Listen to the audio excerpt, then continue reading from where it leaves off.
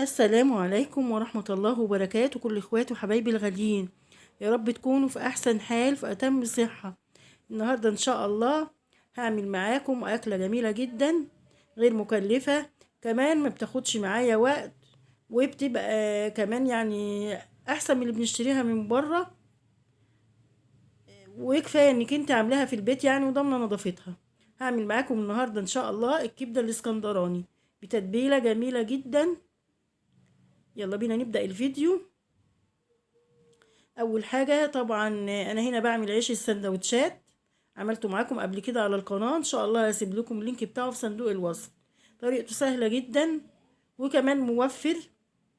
ده بقى اللي هعمل بيه سندوتشات الكبده بتاعتي.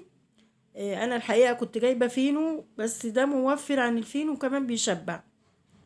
انا استعملت العيش ده كان جميل جدا. بصوا بقى انا بعمله بالحجم ده.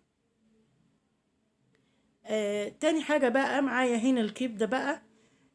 الكبدة بتاعتي دي كيلو الا ربع، مقطعة بالشكل ده كده بالحجم ده، شرايح رفيعة، او اللي هي الكبدة العصافيري دي بتجيبيها من عند السوبر ماركت. او بتجيبيها من عند المحلات بيقطعها لك، هي بتبقى مقطعة بالشكل ده كده يعني في علب او هو بيقطعها لك. بعد كده بقى معايا بقى التتبيلة بتاع الكبدة. التتبيلة الحقيقة بتبقى جميلة جدا.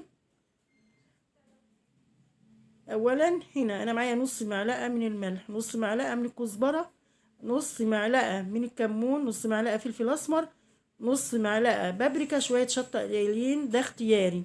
انا طبعا معايره بالمعلقه الكبيره، المعلقه اللي هي اللي قدام حضراتكم دي، معايره بيها كل التوابل دي. كمان هنزل عليها باربع فصوص من الثوم المهروس على التوابل دي. وهبدأ بقى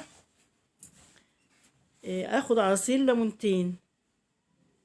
طبعا لو الكبده بتاعتك اقل من كده، يعني انا اللي معايا دي كيلو الا ربع، هتاخدي ليمونه ونص كفايه. هي بتفرق في الطعم، بتبقى حلوه قوي.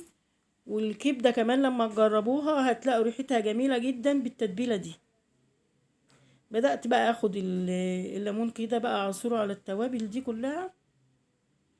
انا الحقيقه عملت معاكم قبل كده شرايح الكبده، عملتها في الطاسه يعني يعتبر مشويه، عملتها كده في زيت بسيط كده في الطاسه بنفس التتبيله دي، وكانت جميله جدا. يعني ممكن التتبيله دي تحطيها برضو للكبده الشرايح، او انك انت برضو ممكن تعمليها بانيه بالتتبيله دي لو عايزه. هاخد الكلام ده كله بقى اقلبه، وانزل عليها بمعلقه كبيره من الخل. وبعد كده نزلت بالتتبيله على الكبده، سبتها 10 دقايق في التتبيله دي. وبعد كده خدتها على طاسه فيها نص كوبايه صغيره من الزيت على نار عاليه، تاخد صدمة عشان يعني ما تبقاش يعني تنزل مية كتير كده. انا مش حاطه مية ولا بق مية. طريقة سهلة جدا وما خدتش معايا وقت خالص. هنا كمان انا معايا قرنين من الفلفل الرومي، مقطعاه جوانح بالحجم ده كده، لازم يكون كبير كده عشان يبقى ظاهر معايا في الكبدة وفي السندوتشات.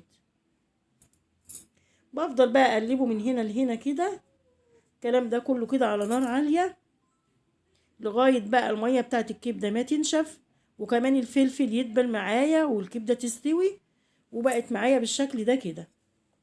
بعد كده بقى جبت العيش بتاع السندوتشات اللي انا عملته، وبدأت بقى اعمل السندوتشات بتاعتي.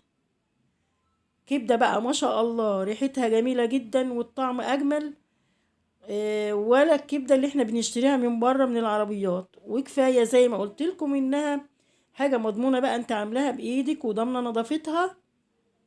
وكمان العيش عملناه في البيت يعني وفر لي برضو وشبعنا.